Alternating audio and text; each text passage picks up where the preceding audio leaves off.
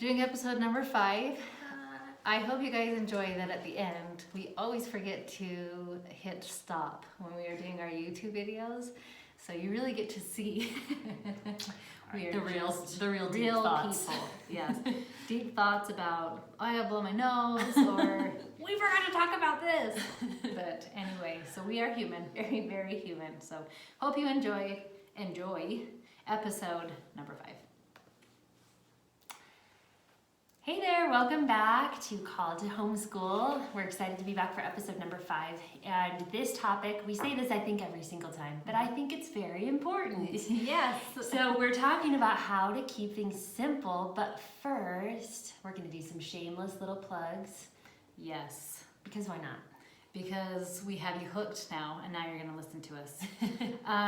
So here's my shameless plug. As you know, I'm a life coach. If you don't know, you know now. And I am a life coach that actually helps homeschoolers. What? Did you see that one coming? So cool. So I have a coaching program I do with people one-on-one, and it's this really awesome program, and we meet usually through Zoom, and we go through some of your concerns and how to conquer them, but really I teach you how to solve, I'm saying we because my lovely friend Karyn's here. I don't do it. Yeah, but I teach you how to conquer and solve any problem within homeschool, with running your family, and helping you to have a high-functioning family. Your family really is your corporation. And just like any good corporate leader, I teach you how to be the amazing mom you already are. Maybe you just don't know it yet. Yeah. But I help you to see that. So Karyn, you may or may not, if you've ever been on Pinterest and Googled anything, I would say Google. If you looked on Pinterest for anything homeschool related, Karyn always comes up. I actually had it happen to me last week for co-op. I needed a cute idea, and I'm like, teach beside me. It always makes me happy when people tell me that. But yeah, so I have a blog. Megan has a blog as well at the Hippie Mama. The HippieMama.org. So that's awesome too. And I blog at Teach Beside Me, and it's my fun little creative outlet where I come up with just creative teaching ideas. That's an understatement. Like amazing teaching ideas. Oh, you're sweet.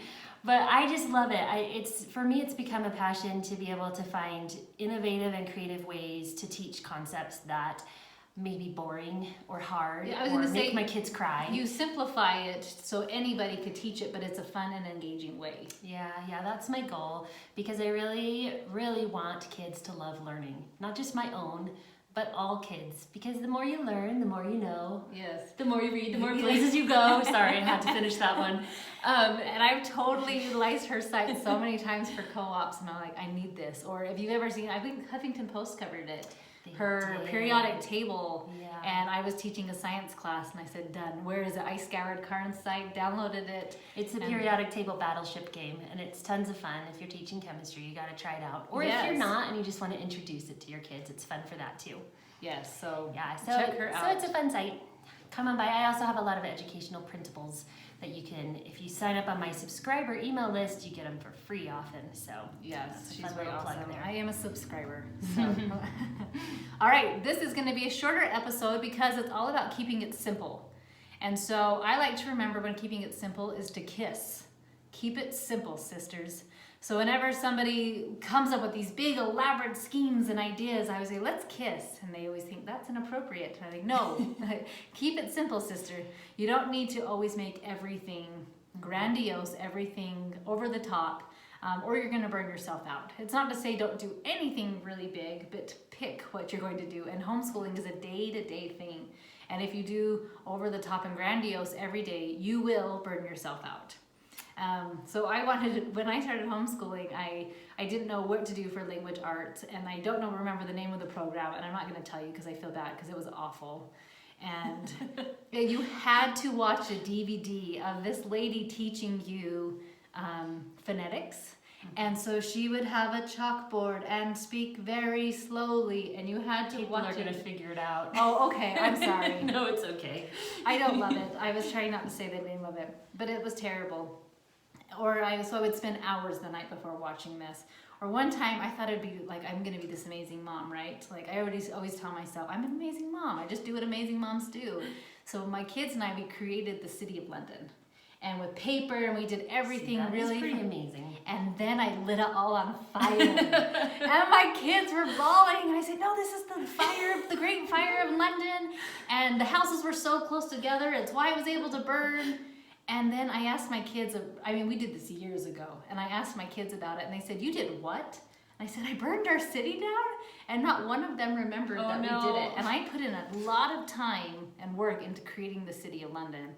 So I actually asked my kids, I asked 5 of the 7, what are their highlights of homeschooling, because they've all done it for so many years. So I thought this was interesting because it is not what I thought I was going to hear. Because I thought it was going to be some of these amazing things I did.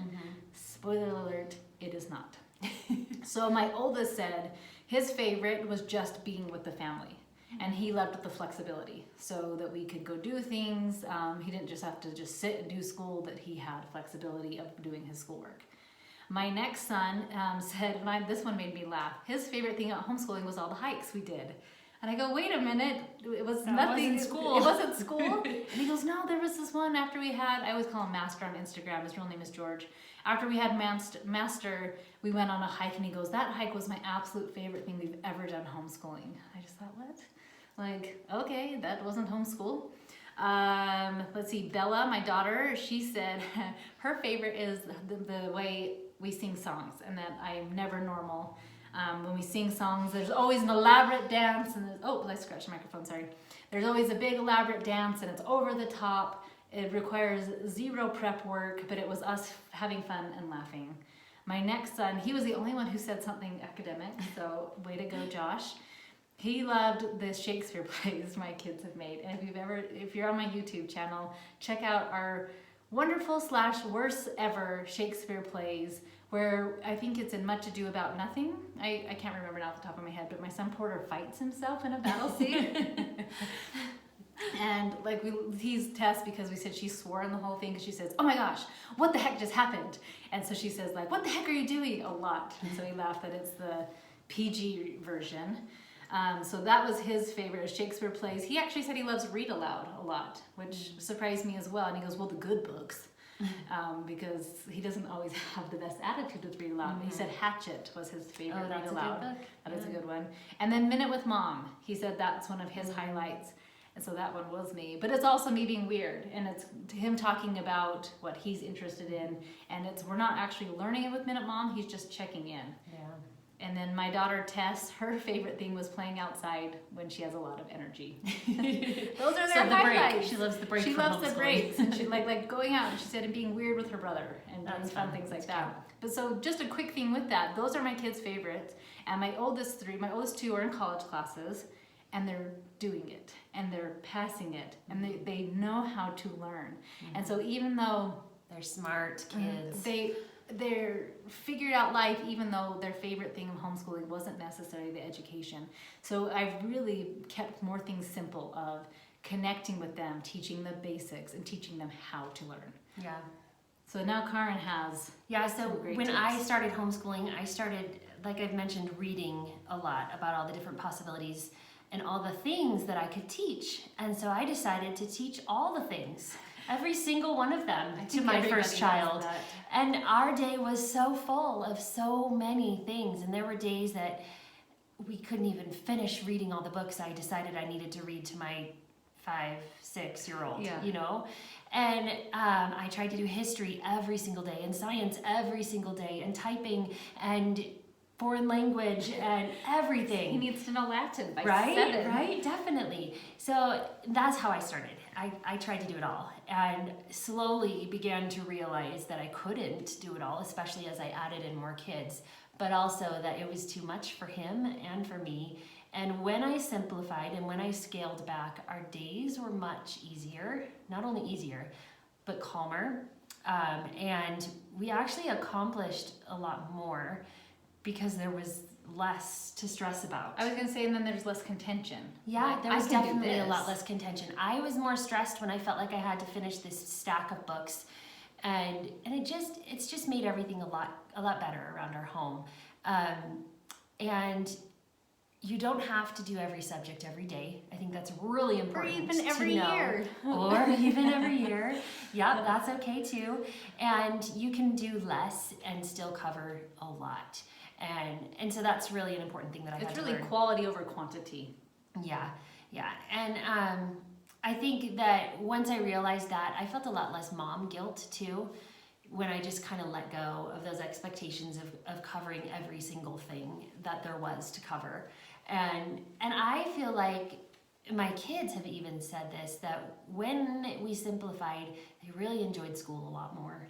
And our years, the last few years, have just been really calm and a lot simpler, and it's been really peaceful for us, and I like that. Yeah, me too. I love it. So we have 5 practical tips of teaching you how to kiss, which remember, keep it simple, sisters. So the first tip I have is to teach your kids to be independent learners. You do not have to teach every subject to your child. Yes. My oldest, I guess not oldest too, I have so many children, they get mixed in the shuffle.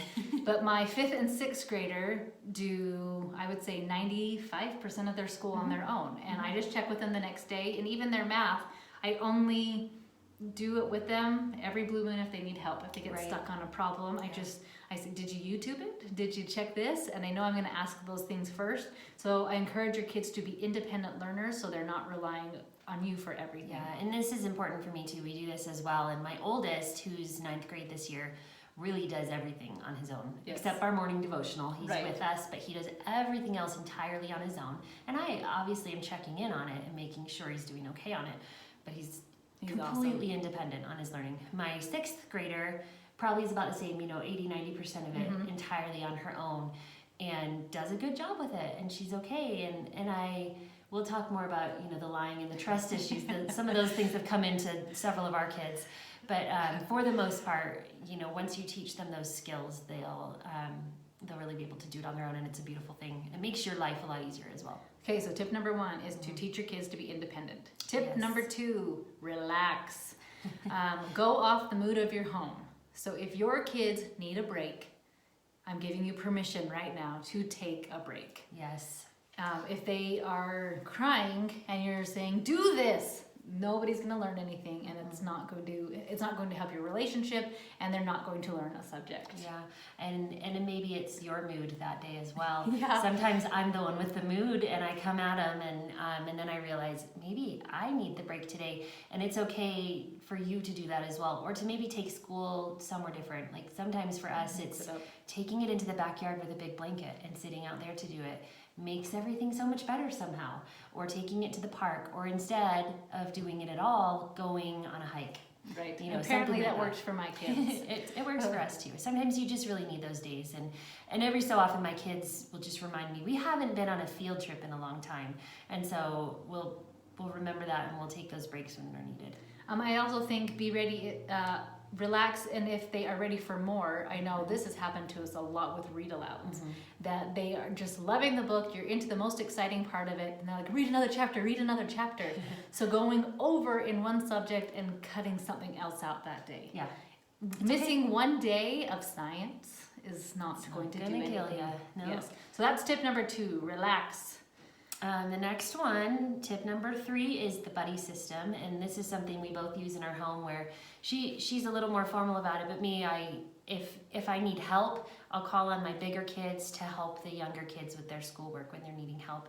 For instance, math. I know that my 6th grader can help my 2nd grader with his math if needed, and I'm not available. So that's a great thing to use to help you a little bit. Yes, in our buddy system, you actually have an assigned buddy. When you have 100 children, it's easier to do. But you're actually in charge of making sure they get their chores done. If they need help with school, the buddy is there that I can say, hey, your buddy is struggling, because the older ones I kind of mentored. And so now I'm giving my older 3 an opportunity to mentor the younger 3. So we utilize the buddy system. Yeah, it's a great system. That's tip number 3. And that kind of goes along with tip number 4, which is housework. Yes, so I think it's really important for kids to be doing a lot of the chores, because If they're not all of them. home all day messing up your house. You know, if you send kids off to school, they're not there to make the messes all day. But when they're home with you all day, cooking and, you know, getting out everything that they're using. Building a fort to do school in that day. For sure, we've done that a lot too. Then they need to have a bigger responsibility of cleaning the house and doing those chores. And so I have my kids do a lot of chores and a lot of cleaning around the home because they can handle it and they're home to be able to do it. Well, and you can teach them. Yes. And yes. you are there, and I actually call them tutorials. When I have done tutorials of how to put away Tupperware. Mm-hmm. And they know that if they don't do it right, they're going to get another tutorial of how the big ones go on the bottom and the smaller ones go on top. And I do a lot of tutorials of how to clean things. I'm really fun. So anyway, that's a good one, is housework. Yeah, and that's going to simplify your life in so many ways too. Once they've learned the skill, it's harder when you're still in teaching mode with them, but once they've learned the skill, it's going to make your house go a lot smoother. Yes, and I always like to say they're not professional cleaners. Nope. They're subpar cleaners, but at least I'm not doing it. But it's better than not done at all. Yes. Okay, the last one, I always feel like this should be a wrap. FOMO. FOMO. Do you know what FOMO stands for? It sounds cool. Fear of missing out.